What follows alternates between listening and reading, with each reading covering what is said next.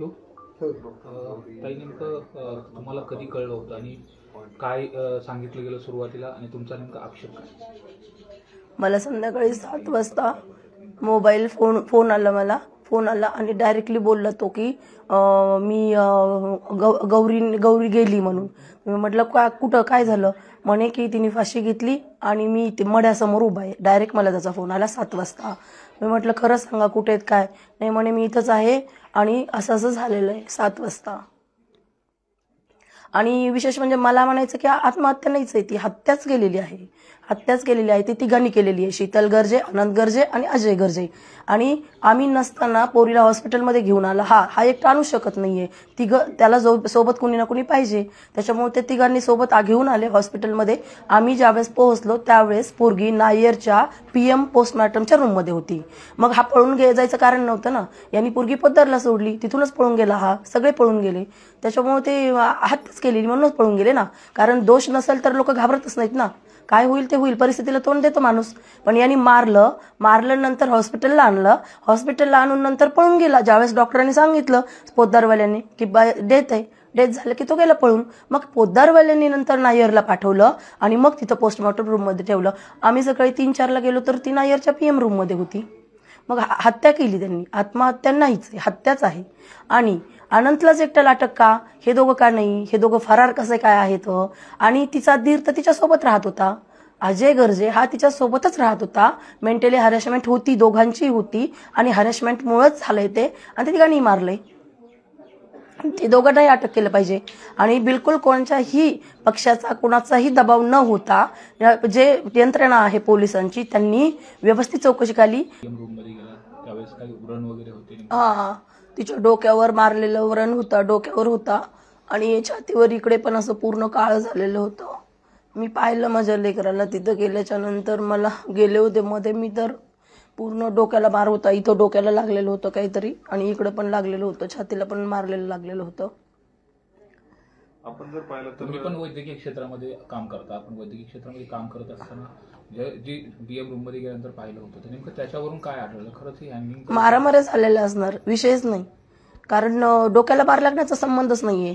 जरी सुसाईड स्वतः प्रयत्न केला तर ठीक आहे ना, तुम्ही गळ्याला लागू शकतं, इथून ते व्रण असतात. पण डायरेक्ट इकडे पोटावर व्रण नसतो. आणि डोक्याला मार लागण्याचा काय संबंध आहे? डोक्याला मार लागलेला होता ना लेकराच्या माझ्या. त्याच्यामुळे नाहीच आहे, हत्याच आहे ती. विशेष नाही. काय मागणी असणार आहे आणि एकूण जो आक्षेप आहे नेमका कुठल्या गोष्टीवरती तुमचा आक्षेप आहे? आणि राज्य सरकार असेल, विरोधी पक्ष असेल, यांना नेमकं म्हणणं काय आहे की या संपूर्ण प्रकरणाच्या अनुषंगाने कशी चौकशी झाली पाहिजे, कुणाकुणाची चौकशी झाली पाहिजे आणि काय यात कलम वाढवले पाहिजे? SIT तपासणी झाली पाहिजे. SITच्या मार्फत SITनेच खरोखर तिला न्याय भेटणार आहे. कारण हे बाकीचा माझा विश्वासच नाहीये. कारण त्या आनंदचे 2 मोबाईल असताना एकच मोबाईल जप्त केलेला आहे, एक मोबाईल त्याच्याकडे जप्त केलेला नाहीये. आणि पारदर्शकता काहीच नाहीये. काय तुमचं काय 2-3 दिवस झाले ना हे होऊन, सगळं काहीच नाहीये. कोण काय करतंय, कोण काय करत नाही, काहीच नाही. SIT शिवाय कळणारच नाही आपल्याला काय होणार आहे ते. आणि हे तिघं आरोपी इथं. त्याच्यामुळे तिघांनाही शिक्षा व्हायलाच पाहिजे. कारण मी माझी लेकरू शिकवलं, डॉक्टर केलं, एवढं मोठं इतकं सुंदर लेकरू कशातच कमी नसताना ह्या हरामखोरांनी जीवच मारले. आणि त्यांना शिक्षा फाशीच व्हायला पाहिजे, विषयच नाही. SITनेच तपासणी करायची. मला बाकी काहीच म्हणायचं नाही, काहीच. एक आई म्हणून महाराष्ट्राची लेख गेली त्यामुळे सगळ्यांना तो संताप आहे की आरोपीला कठोर शासन झालं पाहिजे. पण तुम्हाला या अगोदर तिने कधी सांगितलं होतं की असं होतंय, हे होतंय किंवा टॉर्चर केलं जातंय, मारहाण केली जाते? हा, खूप. अनंतने मारलं की सांगायची गौरी की तो मारतो म्हणून. खूप. ही घटना होण्याच्या अगोदर कधी तुमचं फोनवरती बोलणं झालं होतं? काय शेवटचं बोलणं झालं होतं? आणि या सगळ्याची कल्पना कधी नेमकी तुम्हाला मिळाली? मला ज्या दिवशी झालं त्या दिवशी त्यांनी 7 वाजता फोन करून सांगितलं. त्याच्या अगोदर माझं बोलणं नव्हतं झालं. कारण मी अंबेजोगाईला लग्नाला गेले होते दिवसभर. त्याच्यामुळे मला गौरीशी त्या दिवशी बोलण्यातच नाही आलं. आणि आदल्या दिवशी त्याचा फोन म्हणजे त्याचे मिस कॉल ह्यांना आले होते. आणि तो कधीच असा कॉल करत नव्हता काय चाललंय विचारायला. भांडणं झाले तरच कॉल करायचा. मग ह्यांना मी म्हटलं कॉल करा गौरीशी पप्पा, पटकन कॉल करा, याचा फोन आलाय म्हणजे काहीतरी झालंय. मग त्यांनी रिसिव्ह नाही केला. मग म्हटलं गौरीला फोन करा, ती तर रिसिव्ह कराल. मग त्यांनी तिला बोलले होते. ते म्हणे ठीक आहे, आम्ही जेवण केलंय, आता मिटलंय सगळं. आणि मग त्यांनी दुपारी मग आम्ही लग्नाला गेलो अंबेजोगाईला. त्याच्यामुळे बोलण्यात आलं नाही. संध्याकाळी 7 वाजता तर मला त्यांनीच फोन करून सांगितलं तुमची पोरगी मेली. आपण जर पाहिलं तर साधारणतः आत्महत्येच्या घटनेमध्ये ज्यावेळेस असं काही दिसतं त्यावेळेस पोलिसांना कल्पना दिली जाते, हा. परंतु आनंदनं असं फोन केल्याचं किंवा पोलिसांनी सांगितलं की ते तिथं होते किंवा नव्हते असं काही नाही. आम्ही गेलो तर आमचं लेकरू PM रूम मध्ये होतं. मग त्याला त्या घरातून आणलं कसं, तिथं हॉस्पिटलला नेलं कसं, असं आई वडिलांच्या परवानगीशिवाय नाही ना तिथलं काढायला पाहिजे. स्पॉट पंचनामाने द्यावा ना त्यांनी, ज्यांनी केलं त्यांनी उघड मीडियासमोर जाहीर करावं. स्पॉट पंचनामा तिला उतरताना, तिला घेताना, तिला नेताना, तिला मारताना, हॉस्पिटलमध्ये नेताना. एकटं लेकरू एकाला जाऊ शकत नाही. 70 किलोचं लेकरू एकटा आनंद घेऊन जाऊ शकत नाही, हे त्याला पण विचारा तिथं.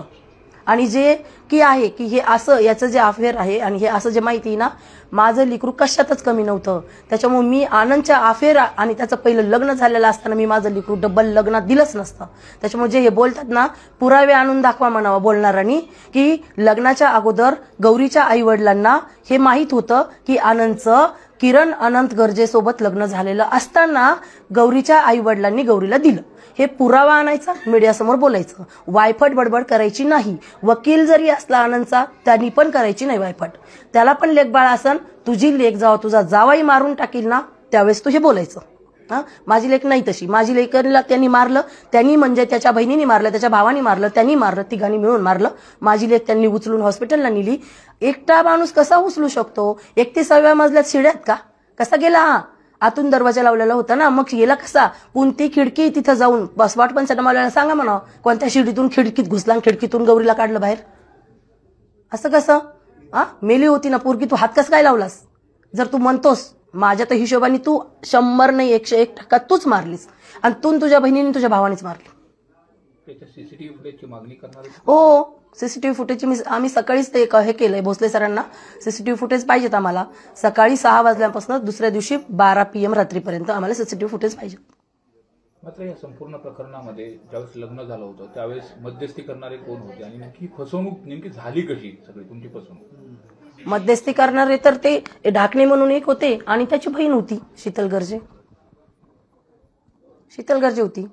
शीतल गर्जेनेच फसवलं, कारण तिने काहीच कल्पना दिली नाही. मग याच्याच भावानी सांगितलं माझ्या लेकीला, बाहेर गेले चहा प्यायला तेव्हा, वहिनी माझ्या भावाचं असं असं होतं. मग माझ्या बहिणीनी समजून सांगितलं आणि मग माझा भाऊ तयार झाला. त्यांनी सांगितलं तिला, आम्हाला काय माहिती. आणि त्याच्यानंतर आता दसरा मेळाव्याच्या दिवशी सामान शिफ्टिंगमध्ये ती फाईल सापडली माझ्या लेकीला, तेव्हा कळालं किरण आनंद गर्जे कोण आहे. आम्हाला तोपर्यंत नव्हतं ना माहिती. आम्ही काही मूर्ख आहेत काय? आमच्या लेकराचा अशा काय हे होता कोण? जहागीरदार होता का हा, याला मी पोरगी द्यायला? हे सगळं होतं या संदर्भात अगोदर गौरीनं काय सांगितलं होतं की तो असा असा त्रास देतो? हा, मग जवळपास 1-2 महिनेच तो ठीक राहिला. 1-2 महिन्यापासून असंच होतं, मारणं हाणणं. स्वतःला मारलं त्याच्यापेक्षा जास्त गौरीला मारायचं. किती वेळेस होतं गौरी इथं गौरी काय झालं रे बाळा? मम्मी प्यान लागला म्हणली, हे काढताना नंतर मला म्हणते मम्मी आनंद ते मारलं ग. तेव्हा माझ्या लेकराच्या तोंडात लई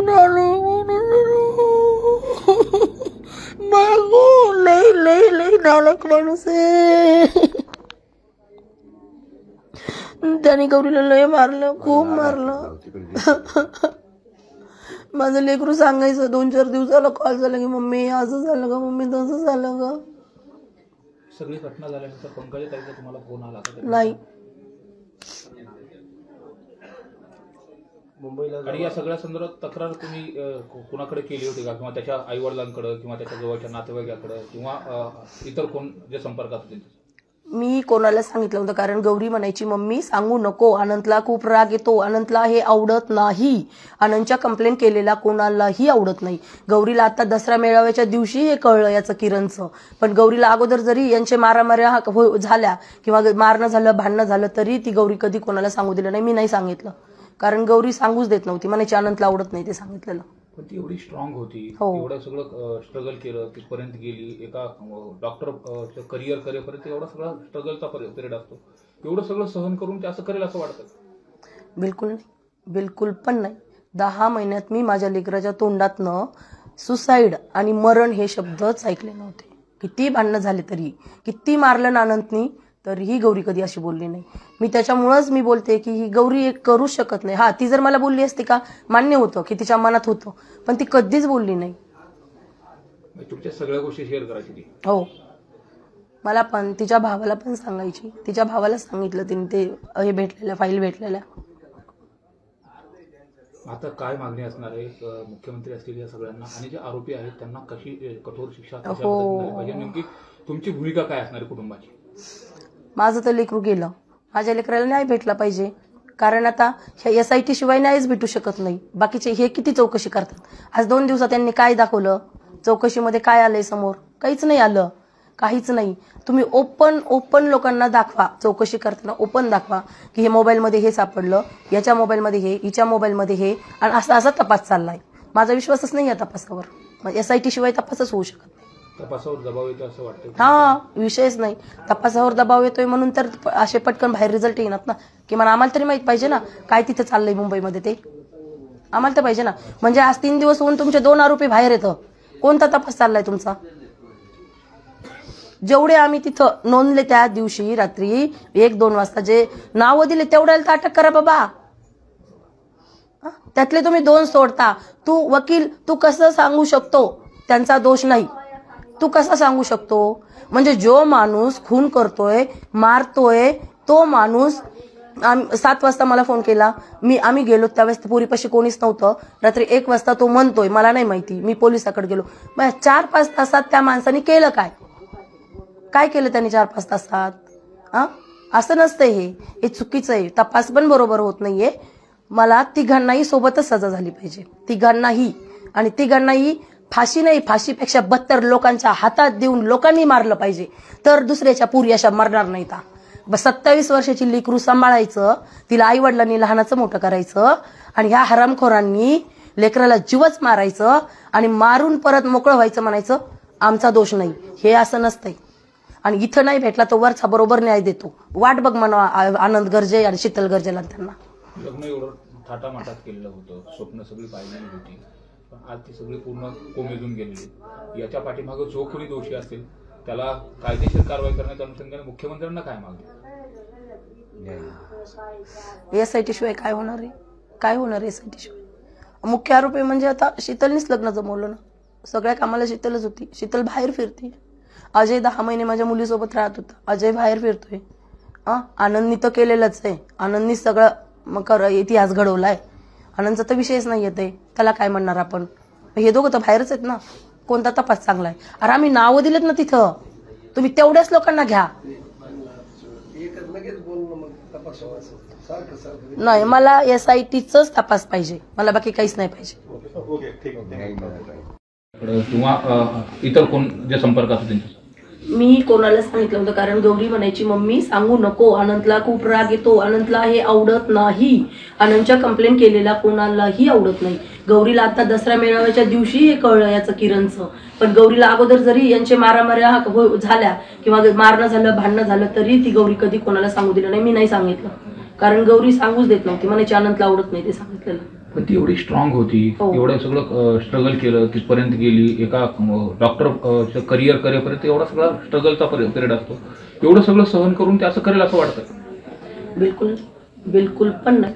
10 महिन्यात मी माझ्या लेकराच्या तोंडातनं सुसाईड आणि मरण हे शब्दच ऐकले नव्हते. किती भांडणं झाले तरी, किती मारलं ना अनंतनी, तरीही गौरी कधी अशी बोलली नाही. मी त्याच्यामुळंच मी बोलते की ही गौरी एक करू शकत नाही. हा, ती जर मला बोलली असती का मान्य होतं की तिच्या मनात होतं, पण ती कधीच बोलली नाही. तुमच्या सगळ्या गोष्टी शेअर करायची ती. हो.